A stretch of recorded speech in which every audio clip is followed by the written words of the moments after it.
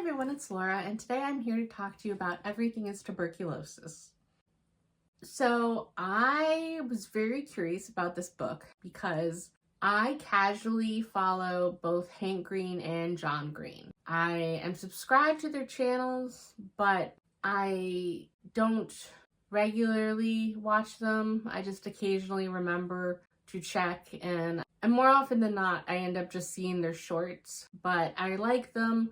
I've never read a John Green book, but I did see the movie A Fault in Our Stars. I don't know how book accurate it is, but that's basically my experience. But through his YouTube videos, I knew about John Green's kind of fascination with tuberculosis and his righteous outrage at the fact that it's a disease that we have a cure for, and it still manages to kill so many people around the world.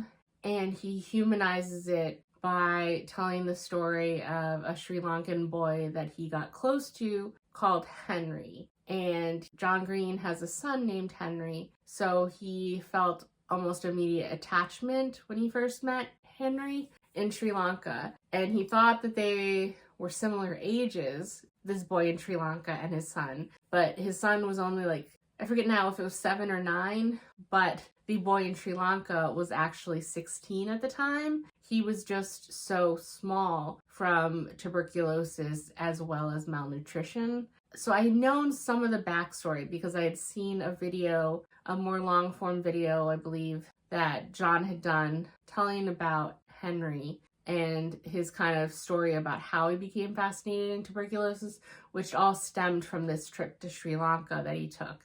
So I wasn't shocked that a lot of this book had to do with that, but it was very fascinating because he wove in the kind of history of tuberculosis as well.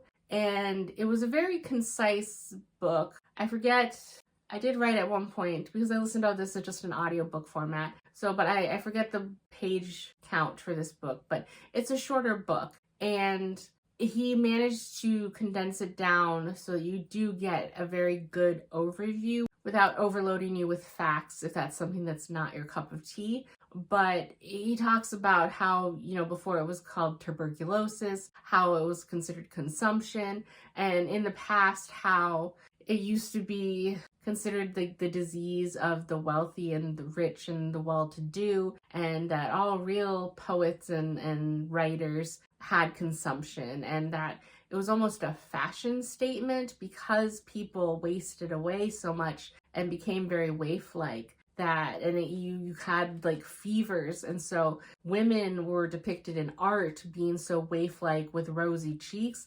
and watery eyes because of consumption, and that was considered fashionable and attractive, and how there was a societal switch up at some point when they realized that with different health standards, as that got better in society, that it was the more working lower class that were continuing to get sick with this malady, and how it went out of fashion then.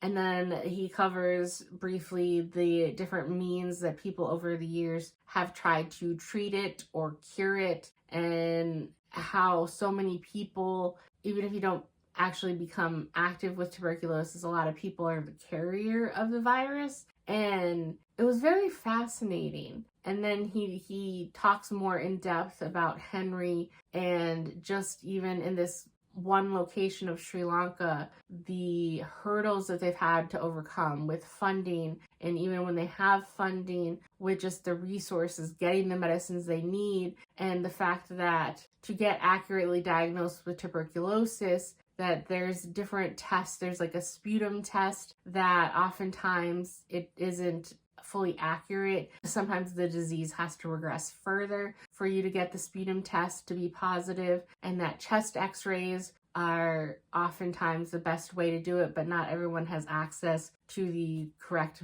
machines. And then even if you have access to them, how do you get payment?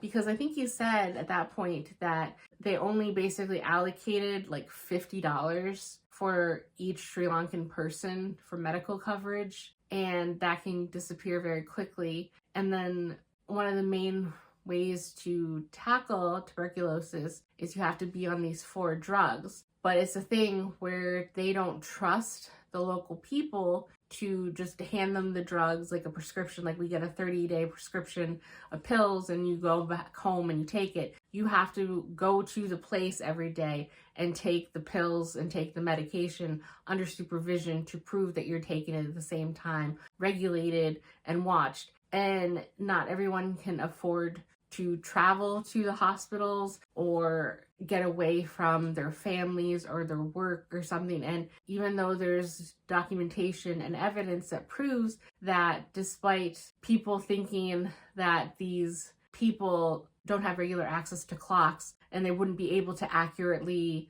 discern what time of day it is to take the medicine at the same time every day, that they're better at managing and being compliant with the prescription and medication than many people here are for, like, you know, a course of antibiotics, for example. They give you 10 pills and you're supposed to take 10 pills. You hear so many stories about people, they take 5 and they start to feel better and then they just stop taking them. And so likewise in Sri Lanka, because of these harsh restrictions where they have to go every day and get these medications, and sometimes people, they stop and then they get medication resistant tuberculosis, and that's even harder to treat. And while we here in the United States have access to medicines that can treat that, it's almost impossible to get those in Sri Lanka. And so what do? And there's also a heavy social stigma down there where they treat you as if you were evil and that you must be punished because of something you or your family did. And so when he goes back to the story of Henry, he lost so many different people that he was friends with. He was a very popular kid. And then when it became known that he had tuberculosis, he lost a lot of friendships. But he's lucky because his mom has never left his side and she's always been there supporting him, trying to help him get better. And then there's also different beliefs. His father is not around very often, but he gave up at one point in the scientific medical approach, and he wanted Henry to go to like a faith healer, a shaman of some sort, in order to heal him that way. And so there's different aspects that he has to fight. And I referenced the tale of Henry because that's the one that I knew before going into this book, and that's the one that's most prevalent.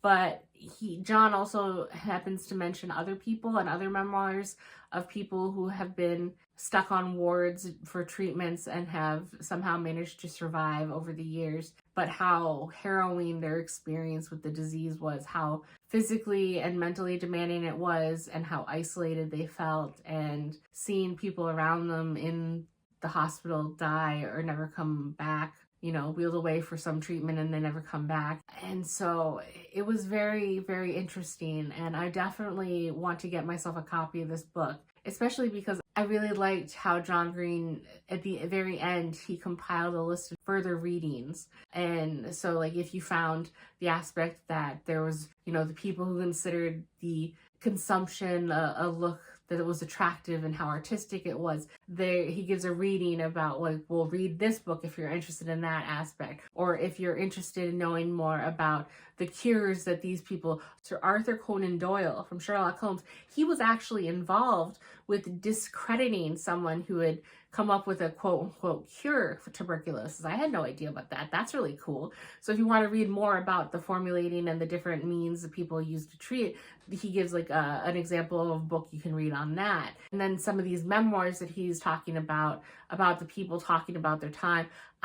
So I'm very curious to get my hands on this book because he doesn't overwhelm you with facts, but there are numbers and facts and dates and stuff in there that I would like to have the ability to read and reference again when I want to ponder more on the topic, and then actually having the physical page to reference for further readings, because I never really considered myself, I was interested enough in John Green's video about the topic to obviously pick up this audiobook and be curious enough to listen about more. But this book definitely made me curious to read more and to possibly pick up some memoir of someone who was in there, or to look about I'm not a very art history person, but how people thought that was attractive or paint pictures, like I'm that fascinates me. And then also I'm amazed at what we can do medically today, and then I can't help but marvel at, with such limited resources, the conclusions and the methods that people used in the past to counteract sicknesses and illnesses, and the ideas and the mindsets to formulate cures. So that is so much of the further readings for this book that he mentions sound very interesting to me. So I like this book a lot. I give it a 4.5. And I always feel weird rating nonfiction, but didn't give me 5-star vibes. That's the only thing I can say, but I can't point out what was wrong with it anyway. I found it very fascinating. It was a very short audiobook, so it went by very fast, and I just was fascinated, and I highly recommend this to anybody that this sounds remotely intriguing to. And I think that's it for this video, and I will see you in the next one.